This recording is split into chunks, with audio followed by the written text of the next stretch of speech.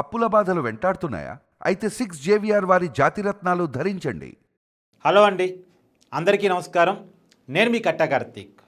రాజకీయ నాయకుడు రాజకీయ నాయకుల్లాగానే మాట్లాడాలి. ప్రాక్టికల్గా రియాలిటీగా మాట్లాడకూడదు. ఒకవేళ మాట్లాడినా సరే అది వాళ్ళ పార్టీ లైన్కి అనుగుణంగా ఉంటే ఓకే.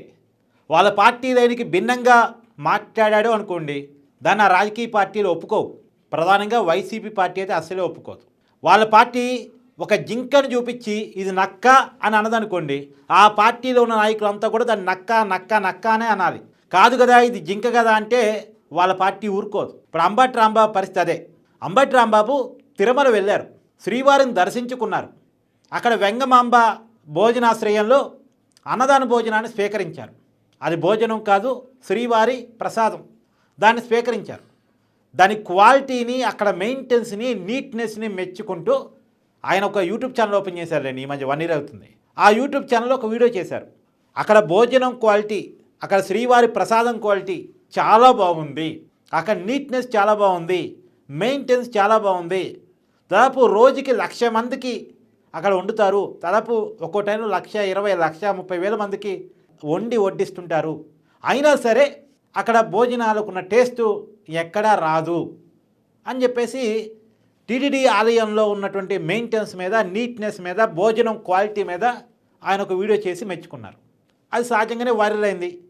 కూటమి సంబంధిత మీడియా దాన్ని కొంత వాడుకుంది. ఎందుకంటే ఇప్పుడు కూటమి ప్రభుత్వంలో టీటీడీ ఆలయం మీద, అక్కడ సౌకర్యాల మీద వైసీపీ పదే పదే రకరకాల ఆరోపణలు చేస్తూ ఉన్న సమయంలో భూమన కరుణాకర్ రెడ్డి లాంటి వైసీపీ మాజీ ఎమ్మెల్యే అదే పనిగా విమర్శలు చేస్తున్న క్రమంలో అంబటి రాంబాబు లాంటి వైసీపీ కరుడు కట్టినటువంటి వ్యక్తి, మాజీ మంత్రి, కీలకమైన నాయకుడు సహజంగా తిరుమల ఆలయంలో ఉన్నటువంటి సౌకర్యాలను పొగిడినప్పుడు ఖచ్చితంగా టీడీపీ అనుకూల మీడియా మెచ్చుకుంటుంది కదా, దాన్ని ప్రమోట్ చేస్తుంది కదా.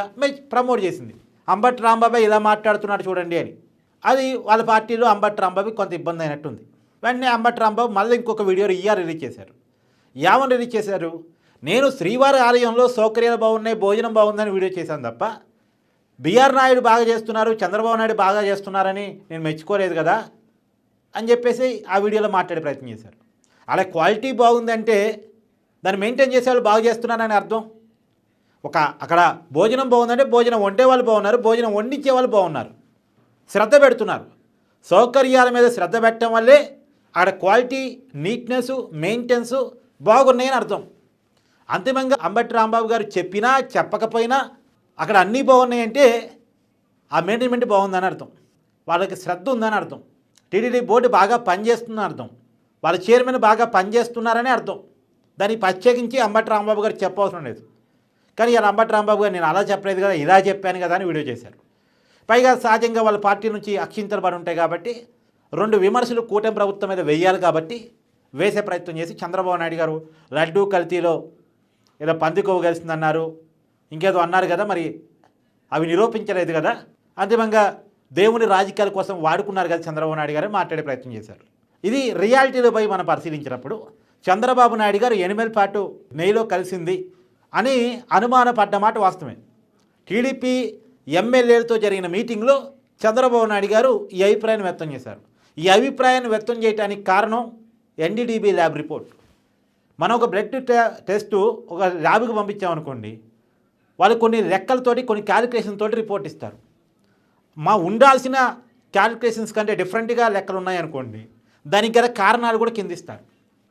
ఇగో మీ హిమోగ్లోబిన్ తక్కువ ఉండడానికి కారణం ఇలా కావచ్చు, మీరు ఆకుకూరలు తినకపోవటం వల్ల కావచ్చు, మీరు ఫ్రూట్స్ తినకపోవటం వల్ల కావచ్చు, లేదు మీ డైట్ బాగలేకపోవటం వల్ల కావచ్చు అని కింద ఇస్తారు. దాంట్లో మనకి కావాల్సింది మనం తీసుకుంటాం. ఓహో మన నిజంగానే ఆకుకూరలు తింటున్నాను కానీ ఫ్రూట్స్ అయితే తింటలేదు అసలు, ఇలా మనకి దాంట్లో తీసుకుంటే అంతిమంగా డాక్టరు డయాగ్నోస్ చేసి ఇగో ఇది బాబు నీ రీజన్ అని చెప్తారు. ఇప్పుడు చంద్రబాబు నాయుడు గారు చెప్పింది ఏంది? ఆ రోజు ఎన్డీడీబీ రిపోర్ట్ ఆధారంగా నెయ్యి ఉండాల్సినటువంటి క్యాలిక్యులేషన్స్కి డిఫరెంట్గా ఉంది, అంటే నెయ్యిలో కల్తీ జరిగింది, ఈ కల్తీ ఇలా జరుగుండొచ్చు అని రిపోర్ట్లో ఉంది, దాంట్లో యానిమల్ ఫ్యాట్ కలిస్తే ఇలా వస్తాయి క్యాలిక్యులేషన్స్ అనేది ఉంది. కాబట్టి దాన్ని తీసుకొని ఆయన ఎమ్మెల్యేలతో చెప్పి దీని మీద సిట్తో ఎంక్వైరీ చేపిస్తానని చెప్పారు. సిట్ వేస్తే దాని మీద వైవి సుబ్బారెడ్డి గారు, టీటీడీ మాజీ చైర్మన్ గారు, ఆయన సుప్రీంకోర్టుకి వెళ్ళారు. సిట్ వేస్తే చంద్రబాబు నాయుడు గారు ఎలా చెప్పంటే అలా చెప్తారు కదా, అలా కాదు సిబిఐతో విచారించండి కావాలంటే అని సుప్రీంకోర్టుకి వెళ్ళారు. సుప్రీంకోర్టు ఏం చేసింది?